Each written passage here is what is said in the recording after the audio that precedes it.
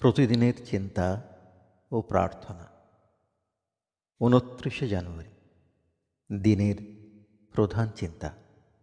যাহারা আধ্যাত্মিক জীবনে পুণ্য অর্জন করিতে চান, তাহারা যেন কোনো বিশেষ ঘটনা বা পরিবেশের জন্য অপেক্ষা না করেন। মুখস্থ করা যায়।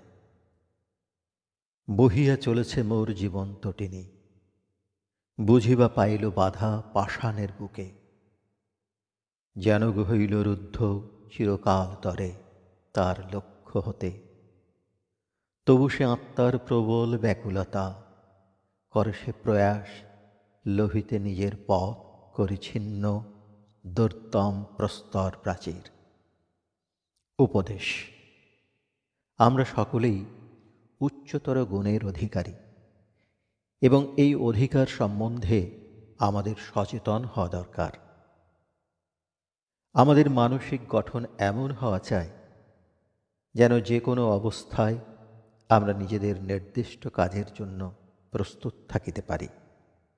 তারপর সারা দিনের কার্যকলাপ শেষ করিয়াও আমরা অতিরিক্ত ক্লান্তি অনুভব করিব না, বরং নূতন শক্তি বোধ করিব।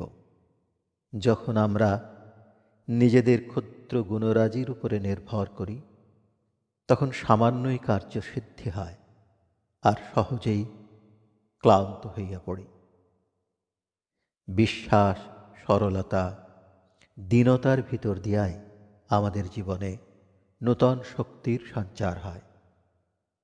প্রার্থনা: যিনি সর্বভূতে আত্মারূপে বিরাজ করিতেছেন, তিনি যেন আমাকে ভয় ও উদ্বেগ হইতে মুক্তি দান করেন।